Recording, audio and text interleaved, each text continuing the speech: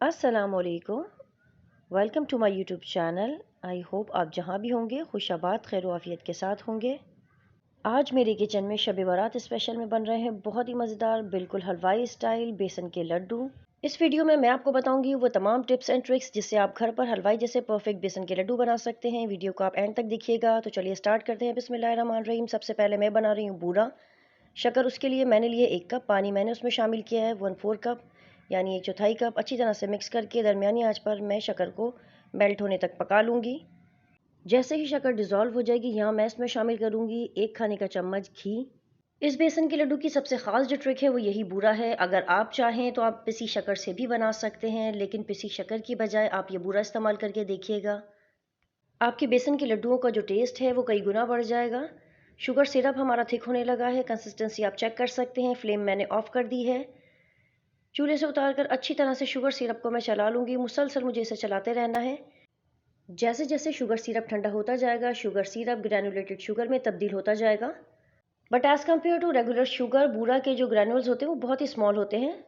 ये आप देख सकते हैं, ना तो ये बहुत ही बारीक है पाउडर फॉर्म में है, ना ये जो रेगुलर शुगर हमारी होती है उस तरह की है।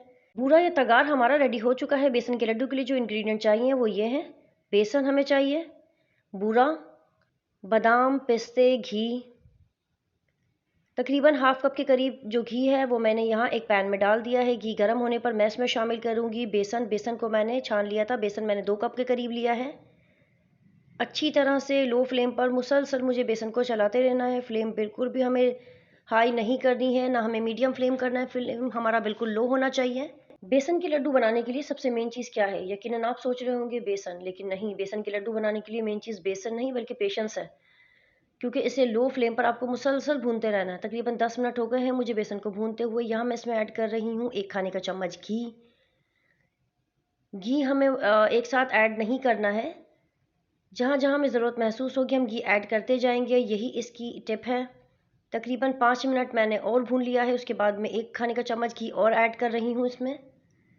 यकीनन आप सोच रहे होंगे कि जब हमने घी ऐड किया था हम सारा घी जब भी ऐड कर सकते हैं, लेकिन बिलीव में यही छोटी छोटी टिप्स एंड ट्रिक्स होती हैं जो हलवाई यूज़ करके अपनी मिठाइयों को बहुत ही डिफरेंट बना देते हैं। हम अगर चाहें तो वैसी मिठाइयाँ घर में हमसे तैयार नहीं होती हैं।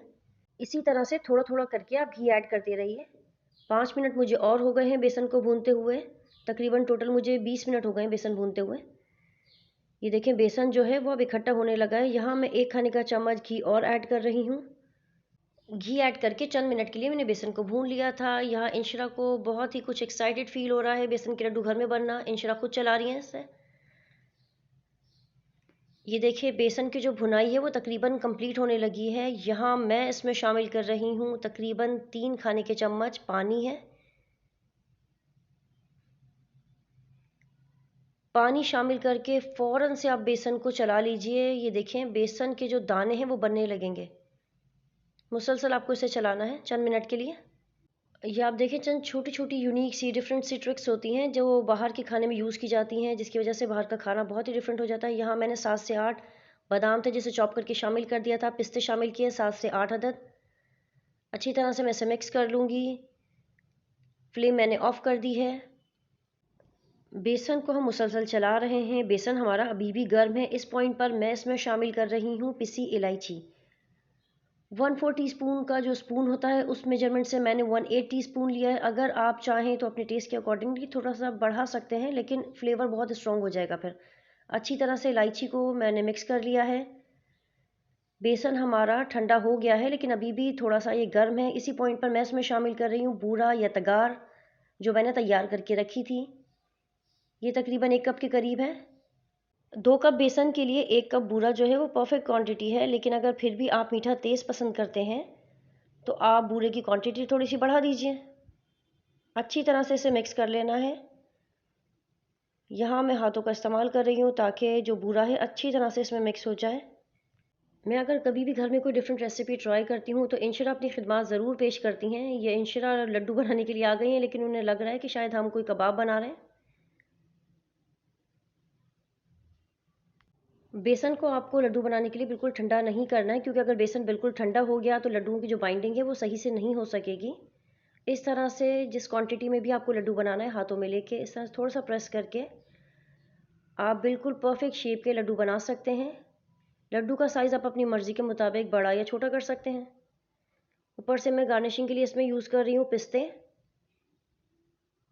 आप चाहें तो चांदी के वर्क से भी गार्निशिंग कर सकते हैं, बस ये ख्याल रहे कि जो बादाम पिस्ते हमने बारीक चॉप करके डाले थे उनकी क्वांटिटी बहुत ज़्यादा नहीं होनी चाहिए, वरना लड्डुओं की बाइंडिंग जो है वो मुश्किल हो जाएगी। सेम प्रोसेस यूज़ करते हुए मैंने सारे लड्डू तैयार कर लिए हैं।